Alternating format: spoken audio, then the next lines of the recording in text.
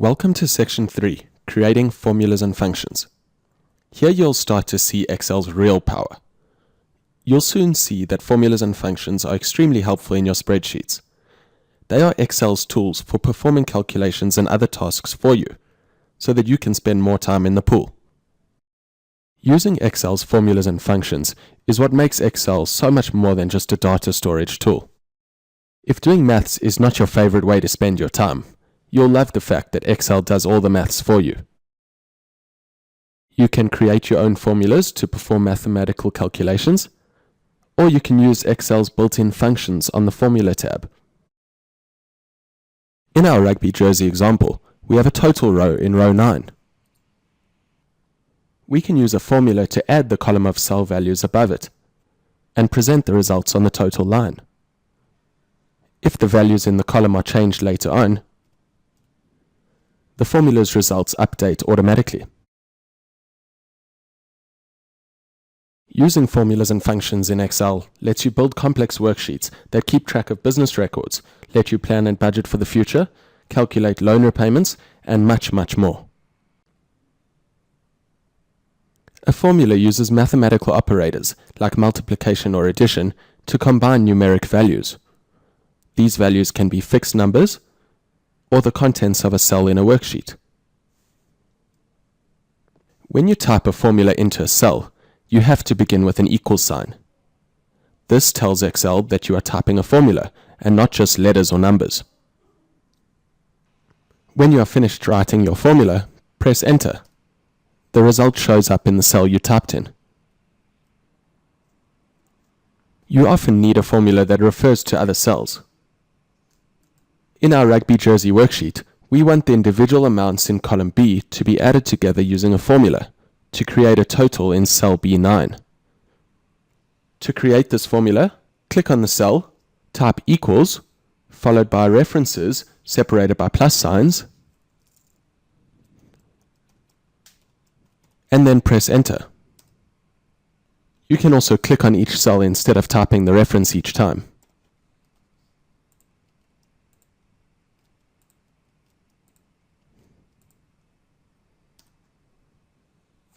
Now, an even quicker way to do this is to click the Auto Sum button on the Formulas tab.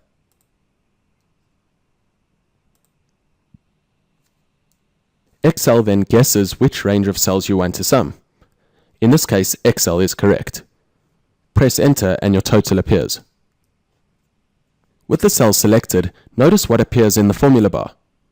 Instead of a series of cell references added together, we now have Excel's built-in Auto Sum function, which references a range of cells. Now here's a quick shortcut which I just learned recently and will save you some time. Instead of clicking the Auto Sum button every time, you can simply press Alt and equals.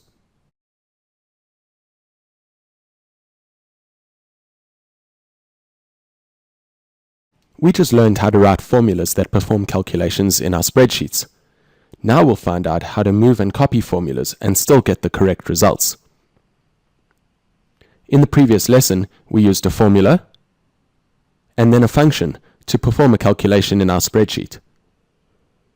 Sometimes we want to replicate the same calculation in more than one location in our worksheet. Instead of manually recreating the formula at each location, you can simply copy and paste it, just like you would any other cell content. When you do this, Excel understands that you may want to change the cell references to relate to the formula's new location. In our example here, pressing Ctrl+C when the quarter 1 total is selected, and then Ctrl+V in the cell next to it, which is the total for quarter 2, changes the formula to reference the cells in column C instead of column B. Excel changes all the B's to C's because by default, cell references are relative. A relative reference, by definition, changes when copied or moved to another cell. So what do we do when we want to copy or move a formula, but we don't want the references to change? That's when you need to use another type of cell reference, known as absolute. Up until now, we have been dealing with relative references only. They look like this, with the column letter followed immediately by the row number. To ensure that a cell reference remains unchanged when a formula is moved, you have to make that reference absolute. To do that, you need to insert a $sign before the column letter and the row number. This makes a fully absolute reference. If you want to make just the row unchanging, you insert a $sign before only the row number. You can think of the $sign as a lock sign. Whatever it comes directly before becomes locked or unchanged when the cell is copied. If you want to make just the column unchanging, put a $sign before only the column letter. Locking just the row or just the column leaves you with a mixed reference. The keyboard shortcut F4 lets you toggle between the different options for relative, mixed, and absolute references.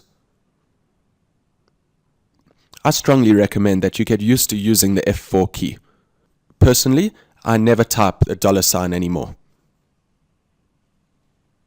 Moving back to our example, suppose we want to copy the formula from column B to column D. The easiest way to do this is to select the total in column B, press Ctrl+C on your keyboard, and then select the cell in column D and press Ctrl+V. Now suppose we want to copy the total in column B to all the other columns where we need totals. That's even easier. Select the cell with the total formula, in this case it's B9, and move your mouse over the bottom right corner of the cell until the fill handle appears. When it does, click and drag the formula to the right so that it fills each column. Now what about a formula that contains both relative and absolute references? Our spreadsheet calculates not only the total sales amount for the jerseys, but also the bonus amount to be paid to the salesperson. The bonus amount is 10 Rand regardless of what jersey is sold. The formula in cell G4 needs to include a relative reference to cell F4, the total sales of Bulls jerseys for the year. This is because when we copy the formula down for the other jerseys, the reference must change too.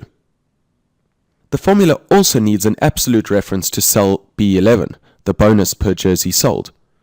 The reference is absolute because we don't want it to change when we copy the formula down. All the formulas in that column must still refer to this bonus amount in B11. So when typing the formula, we start with an equal sign, then we click on cell F4, we insert a times sign, and then click cell B11. While the cursor is still adjacent to B11 in our formula, we now press the F4 key. As you can see, pressing F4 inserts a $sign before the column letter and the row number, effectively locking cell B11. We now press Enter. And to copy this formula down, we can scroll our mouse over the bottom right corner of the cell until the fill handle appears. Now instead of dragging down to the bottom of the list, we can use an even sneakier shortcut and double-click on the fill handle. Excel instinctively predicts that you want to copy the formula all the way down to the bottom of the list. Double-checking each of the formulas reveals B11, the bonus amount, is correctly locked. The relative reference changes, but the absolute reference stays the same. I've included a very useful practice spreadsheet for you to make sure that you're 100% comfortable with this concept. Open it up now and give it a bash. You'll see that there are 4 tables, each with a different combination of relative and absolute references. I've inserted a formula into the top left cell of each table. Now it's your turn to drag the formulas to fill the tables and see what happens to the figures.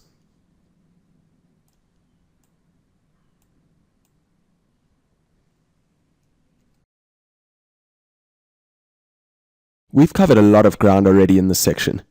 You've seen how formulas can be used for calculations in your spreadsheet. I've also shown you how to move and copy formulas using relative, absolute, and mixed references. Now it's time to dive headfirst into an awesome feature of Excel, and unfortunately the cause of way too many headaches. Yep, I'm talking about functions. Excel's functions are huge time savers and help you to prevent errors from creeping into your spreadsheets. The good news is they're easy to use once you learn the basics.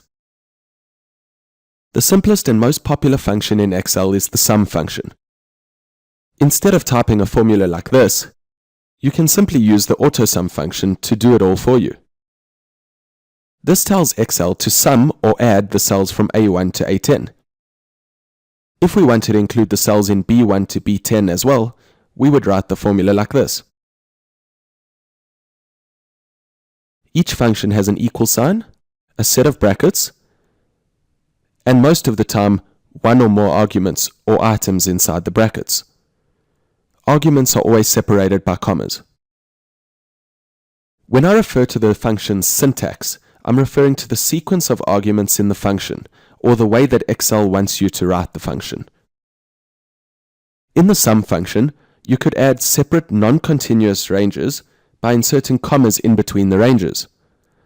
For example, adding A1 to A10, cell D4, and range E1 to E3 would be written like this.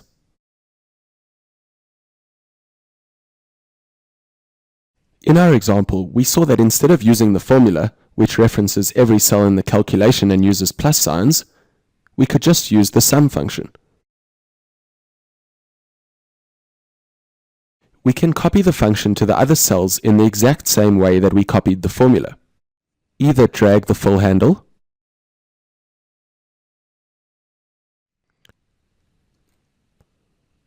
or use Ctrl+C and Ctrl+V. Excel has a host of other useful functions. Some of the most common ones include average, to calculate the average of a range of values, min, to find the smallest value in a range of cells, max, to find the largest value, count, which counts the number of cells which contain numeric values, count A, which counts the number of non-empty cells, count blank, counts the number of blanks, today gives you today's date, which updates automatically if you open your spreadsheet tomorrow or the next day, now, which gives you the exact date and time now. The now function updates automatically every time the spreadsheet recalculates. Note that the last two functions mentioned here do not include any arguments. You simply type the function and then a set of brackets and press enter. If you want to use a function but you're unsure which one to use, Excel has a very handy insert function tool, which is there to help you. It's the italicized F and X and is found on the Formulas tab in the Function Library group. It's also found immediately to the left of the formula bar. Now let's say we want the average sales across all jerseys and all quarters in our spreadsheet. Clicking the Insert Function button opens up a dialog box where you can type in a search for a function and select functions from a specific category. If we want a function which calculates the average for us, we can type in the word average. We then click Go, and Excel then displays all the functions which have to do with average. We'll click Average, and then click OK. Now another dialog box opens up, where Excel gives us an explanation of what this function does, and also takes us step by step through its arguments. Note that you can click on these little buttons to minimize the dialog box and select the range that you want. In this case, from B4 to E8.